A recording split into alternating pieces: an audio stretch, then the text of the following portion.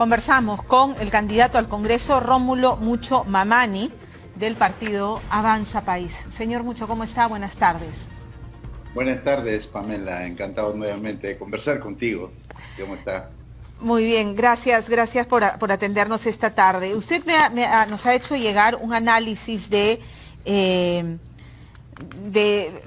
concentrado en el tema económico y hace bien porque la pandemia nos ha golpeado a todos, pero principalmente a los que menos tienen, incrementando de este modo una economía que ya era 70% informal.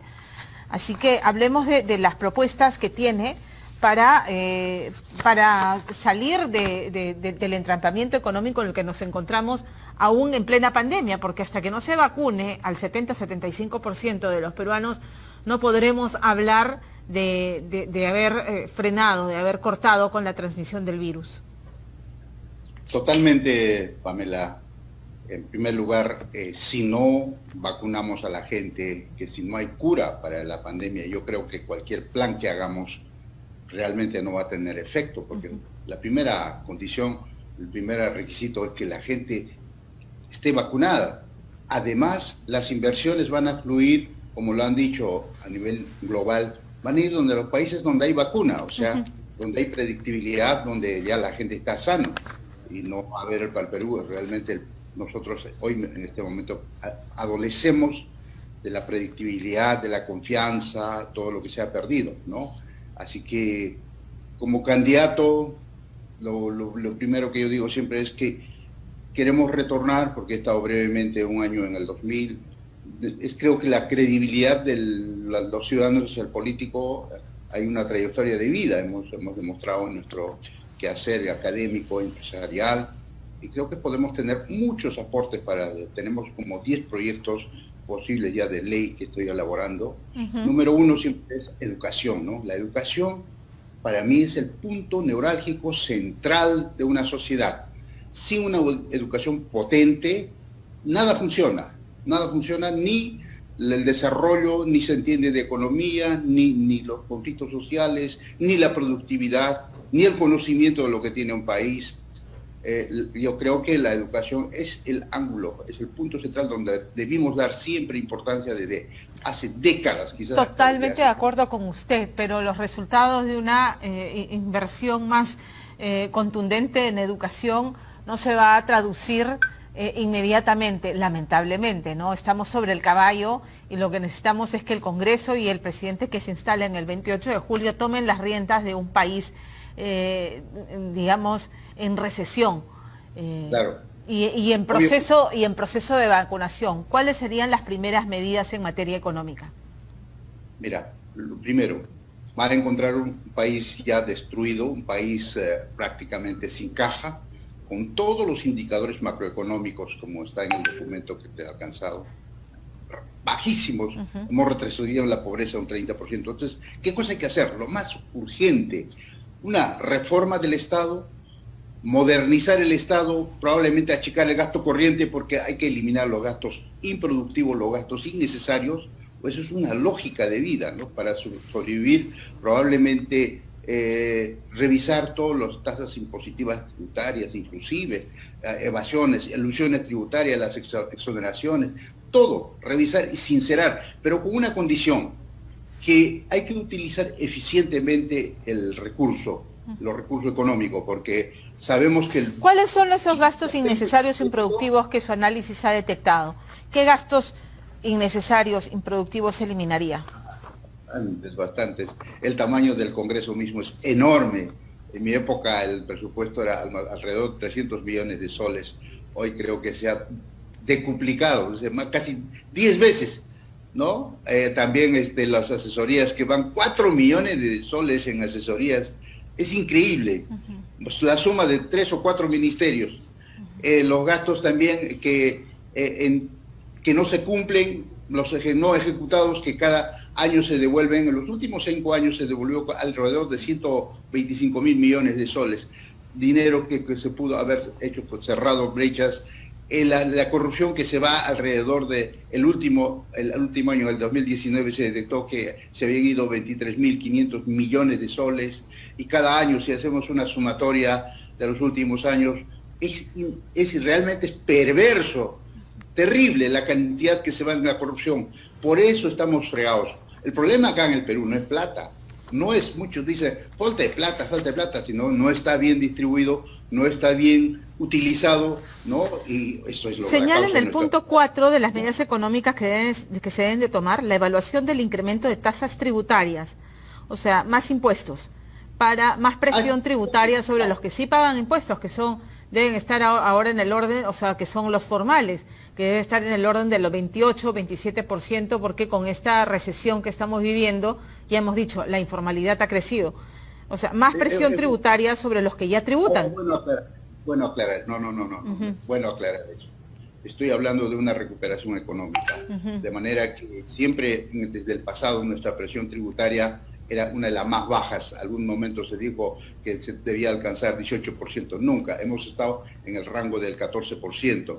Y en los países, inclusive de nuestros vecinos, supera el 20%. En eso sí tenemos que ser sincerar, ¿no? Totalmente cómo podemos ayudar a que haya más caja, a que se capte más. Pero fundamentalmente, como te digo, Pamela, el tema pasa por una mejor utilización de los recursos. Por ejemplo, el canon minero, en el caso de las minas, dan ingentes recursos de miles de millones, 4.000 millones más o menos ha sido el último año que se han dado, pero no hay una medición de los impactos positivos que ha producido este dinero. Por lo tanto, seguimos en la misma rueda, ¿no? De que dónde está el apoyo, dónde está el aporte, y cosas por el estilo. Pero quisiera que me aclare, porque no me terminó de responder, quisiera que me aclare, evaluación del incremento de tasas tributarias. Explíqueme esa propuesta puntual. No, hay que evaluar en realidad en tiempos difíciles quiénes pueden aportar más. Un impuesto a la riqueza, que de eso ha hablado Verónica Mendoza, también está en su plan. ¿Impuesto a la riqueza? Podría ser un óvulo de cómo recuperar el dinero, cómo recuperar más caja para mucha gente hoy día que necesita. O sea, ¿no? Un impuesto a la riqueza. Lo estoy viendo, no sé si es un impuesto a la riqueza, pero podríamos llamarlo un aporte voluntario de las industrias. Cada industria tiene una tasa de rentabilidad distinta a otra. Algunos son mucho más rentables, más rápido inclusive, algunos no. Entonces yo creo que de eso se trata para poder levantarnos. Claro, pero se necesita más caja. ¿Cómo hacemos con la formalización, facilitar la formalización? Porque la principal queja de aquellos empresarios emergentes, de aquellas iniciativas, ¿no? de pequeños empresarios, es la formalización es muy cara, y en la medida en que no formalicemos son impuestos que no se están cobrando, o sea que se le saca la vuelta a la norma. Ese es el tema pendiente también, pues, de la formalización. Ahora más que nunca, del 70 creo que se ha ido al 80%. Uno, porque realmente tenemos un Estado punitivo, un Estado castigador, un Estado que no atrae mucho para formalizarse, y si formaliza, ¿no? De repente inmediatamente le cae la SUNAFIL, le cae el INDECI, le cae todas las instituciones. Entonces, pues, ¿cómo se simplificaría el proceso de formalización? ¿Cómo se hace menos oneroso el proceso de formalización? Termino. El Estado tiene que ser un Estado amigo, de manera que sea asertivamente pueda atraer y estudiar cada caso de cada industria, y si es posible en estos tiempos difíciles una moratoria, no sé, dependiendo de 1 año, 2 años, 3 años, hasta que se levante, porque al final en la economía, Pamela, es 2 cosas, ¿no? Primero, abrir el mercado, abrir los negocios, como los economistas lo dicen, choque de oferta, ¿no?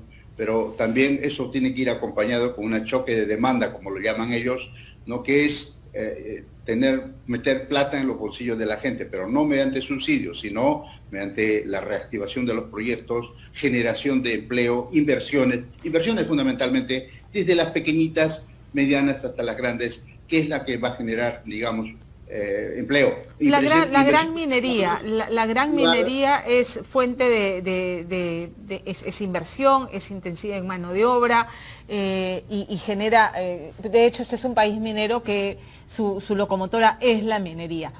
Eso va amarrado al tema de ordenamiento territorial. ¿Qué ocurre si es que se encuentra un yacimiento en una zona que según un plan de ordenamiento territorial dice, no, aquí no debe haber una mina, pero te encuentras con un yacimiento que significa inversión por millones y recursos por millones para el Perú? ¿Qué hacer en ese caso?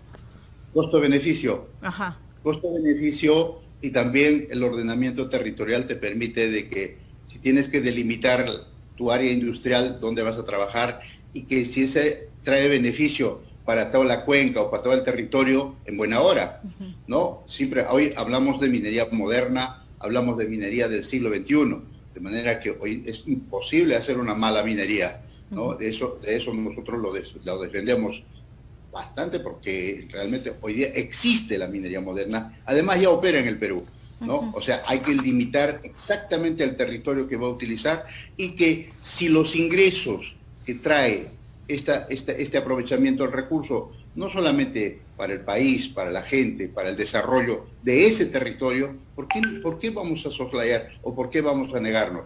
Lo vuelvo a decir, la agricultura con la minería, por ejemplo, conviven desde tiempos inmemoriales, desde que el hombre apareció sobre la faz de la tierra. El tema es que hacer bien las cosas, hacer una buena minería bien hecha, lo llamo yo. O sea, esto es demostrable, visto, así que eso para mí ya no admite dudas. Muy bien, eso, señor Mucho. Dentro de la inversión privada, obviamente que están también las grandes APPs, la inversión en infraestructura, tenemos una brecha muy grande. O sea, sí tenemos condiciones, tenemos recursos, tenemos activos como para levantarnos muy rápido. Depende mucho de la gestión de la inteligencia de los que van a conducir. Por eso necesitamos un gobierno inteligente, un gobierno visionario. En ese sentido, yo apuesto por Hernando de Soto, y yo seré un colaborador más de este proyecto. Bueno, señor Mucho, le agradezco mucho y le deseo suerte en esta campaña. Gracias, Pamela. Buenas tardes.